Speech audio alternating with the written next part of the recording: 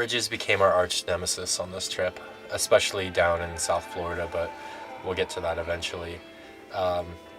In South Carolina and North Carolina, they were a lot nicer.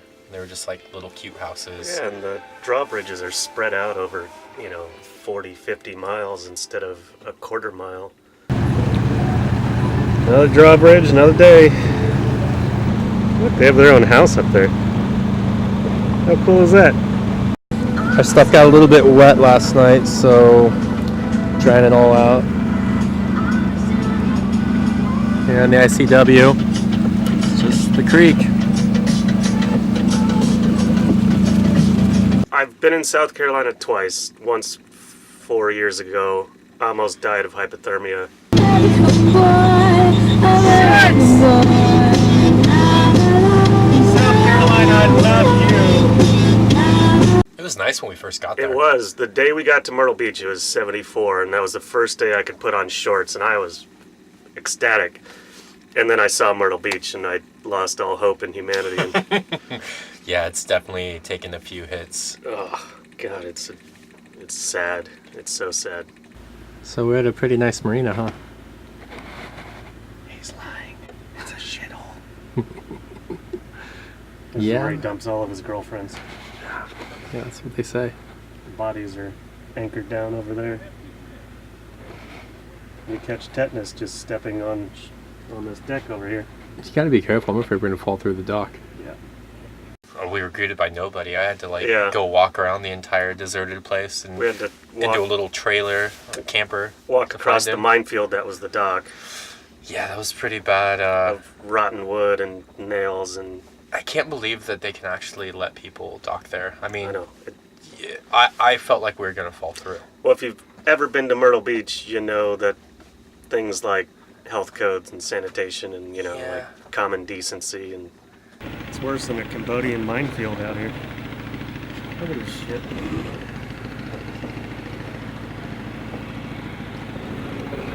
It's a lot safer over here, actually. They had that nice Ferris wheel. Yeah, they have a Ferris wheel. If that's your one dream in And life. a dock that you can go, a pier you can go out on. Yeah, which was also pretty fucking hazardous. Yeah. Remember that? Yeah. The end of it was literally looked like it was about to fall off, and we noticed that from shore. And we Yeah. get out there, and I'm jumping on it, and I'm like, this thing is gonna fall off. And I asked the fishermen, they're like, yeah, it could just go at any time. I didn't even go out there. I just watched him go out there. And we talk paid to those $1 to guys. go on it. Yeah. And then we didn't have to sign a release Yeah, about dying at the end or anything. Paid $1 to risk our lives.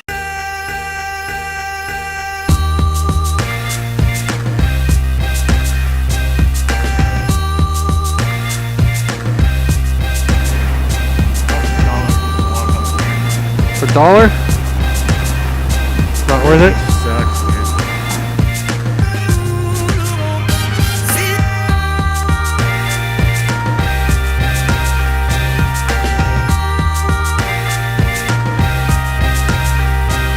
Myrtle Beach, I didn't get to experience it as much as you did.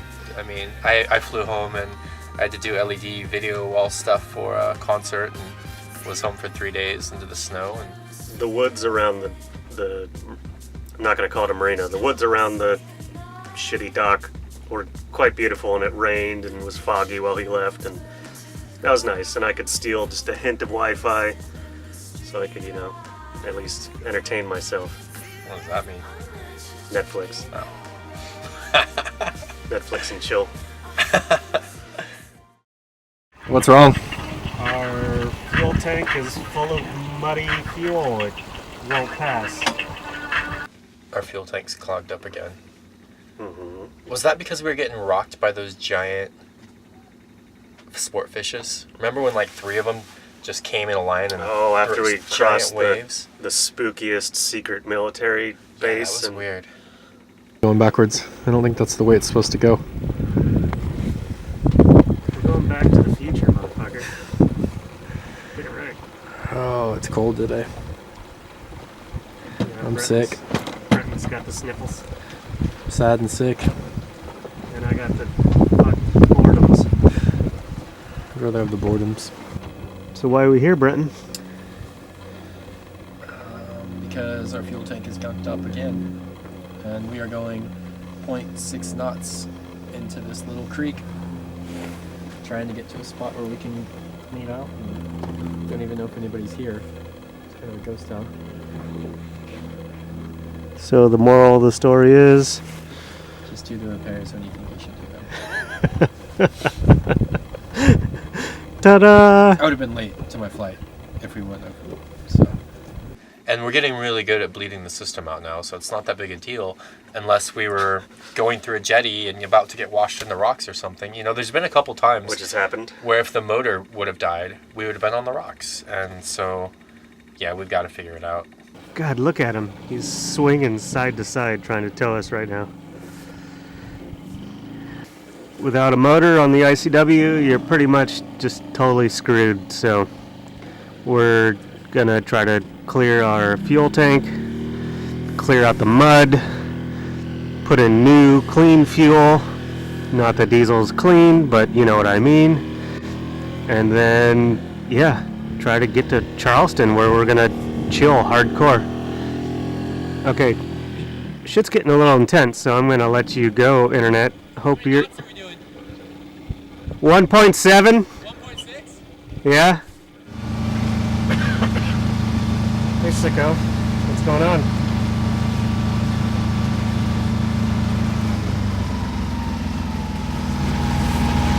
Well, I'm sick as shit.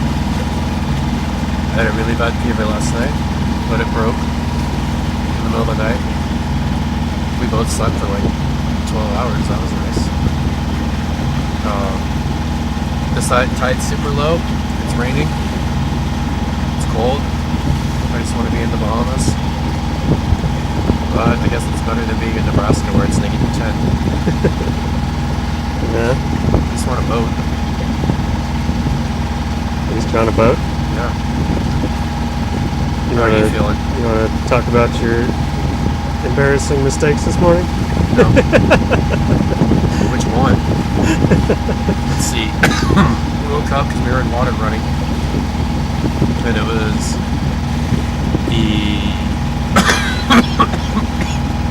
one of the lines under the sink had broke in the bathroom. We were just spraying water everywhere. And then I spilled a bucket of diesel all over the cockpit. But yeah. Lucky I haven't fallen in the water or something. Yeah. It's a good day when you're not dead. I'm just glad we didn't wake up on our side since the tide was so low. And it said we were parked on top of an island. Yeah, the tide went way out. We had maybe 4 or 5 feet of clearance, I think.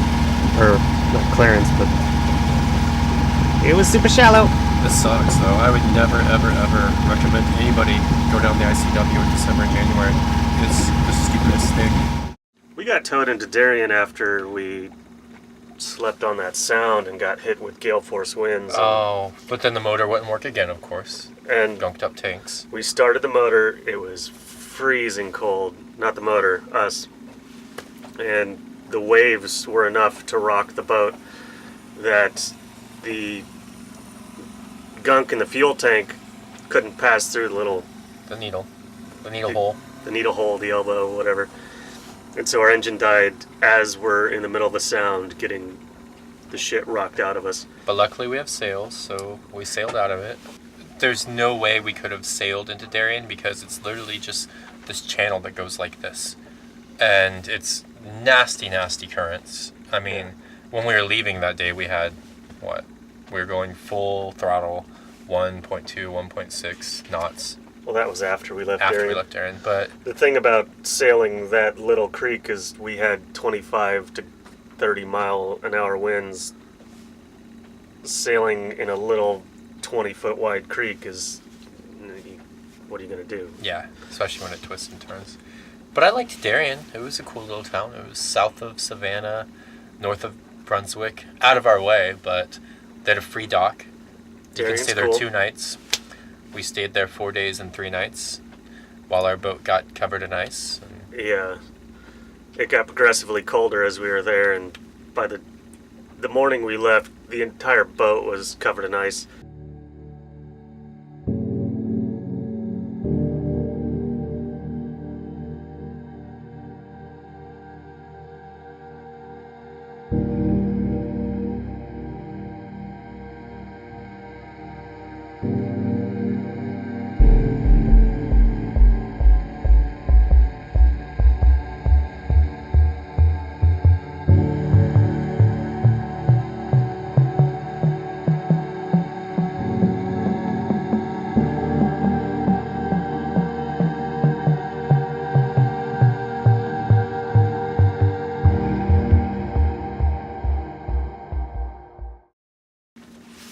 that crab pot that I hit before Darien, that really messed our prop up.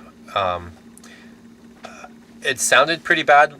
It got wrapped on there, With the whole boat. but I stopped it real quick, and then I reversed it and got the crab pot off. But when it reversed it, it sounded like there was a piece of iron in the buoy or something, because it just made the worst noise ever.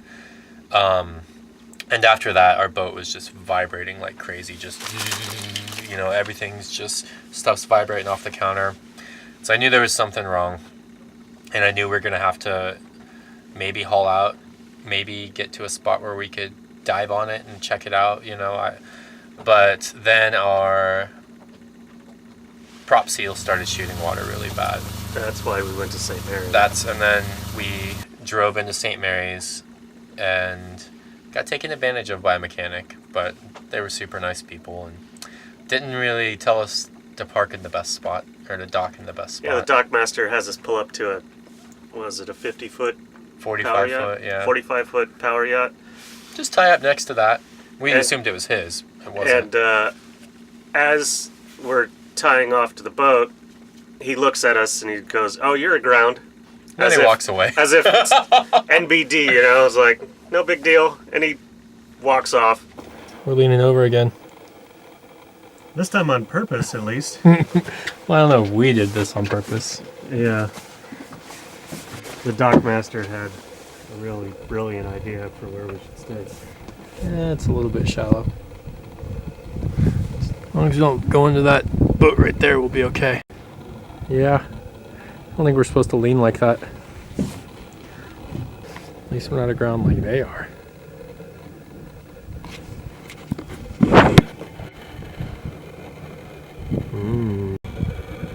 Hi, Michael.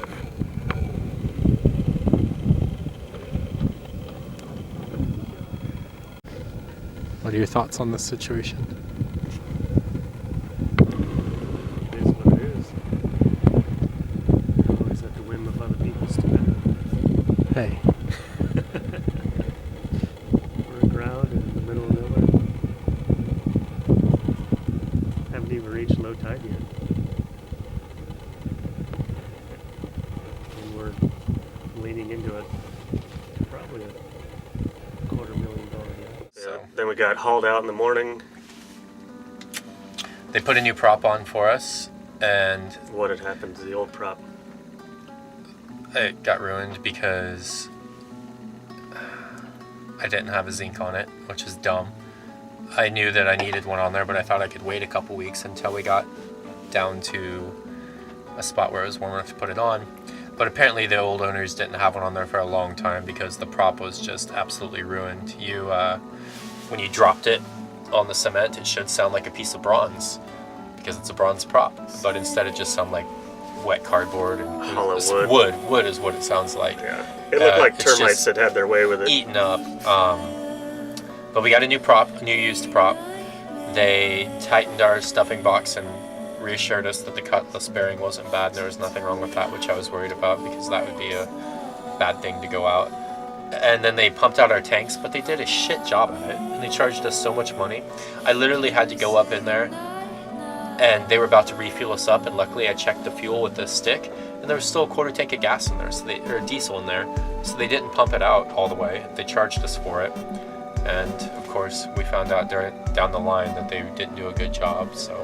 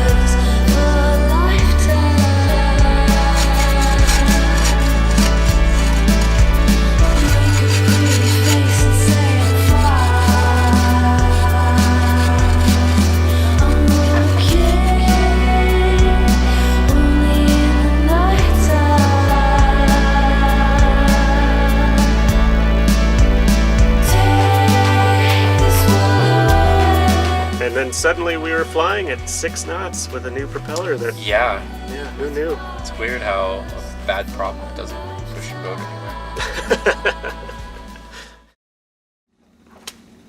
After we left St. Mary's, we crossed into Jacksonville and anchored somewhere between Jacksonville and St. Augustine that night. And we took the dinghy out. We were going to go get a 6-pack of beer and get some oil for the motor, for the sailboat motor. And the gas that I put in the outboard motor had a little bit of water in it, evidently. So we row back up to the boat. Michael grabs the boat, climbs in. I climb in right after him and just standing there. He's like, Suddenly the dinghy's leaving without us, because I thought he tied it up. and I thought he tied it up. But yeah, so I don't like swimming in murky, nasty water, and luckily he volunteered since I jumped in and fixed the prop, even though both of them were probably my fault. But We're gonna just rotate doing the shit jobs. So Michael's getting in the water this time. Why are you getting in the water, Michael? Because Burton didn't tie up the dinghy. Because Michael didn't tie up the dinghy? What are you talking about? You're the last one out, motherfucker. Exactly. First one to the boat ties the dinghy. Uh-huh. But at least he's being At least I'm good. never admitting that I'm wrong. Exactly, me either. Because that's some bullshit. So yeah, the dinghy is way over there on the lee shore. I don't know if you can see it. So I put on my dive fins and mask and put on a wetsuit and just haul ass towards this thing because I'm terrified. It's freezing cold. There's a foot of visibility, and it's this murky, disgusting green water, which later we found out has the highest density population of alligators in yeah, North Florida area. as I was walking through the grass and the mud to go get fuel eventually after he got the dinghy, I started thinking, you know, like, there's probably alligators around here. And then when I was waiting for the Uber to take me to the gas station, I looked it up, and yeah, evidently we were in one of the most populated alligator spots. So the first time ever, I was grateful that it was cold.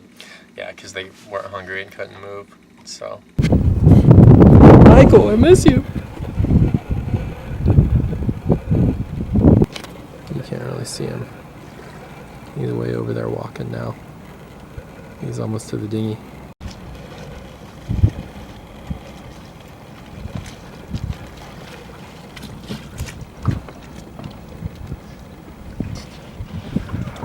Don't forget to tie up the dinghy. Tie the dinghy, you fucking asshole. Do your job.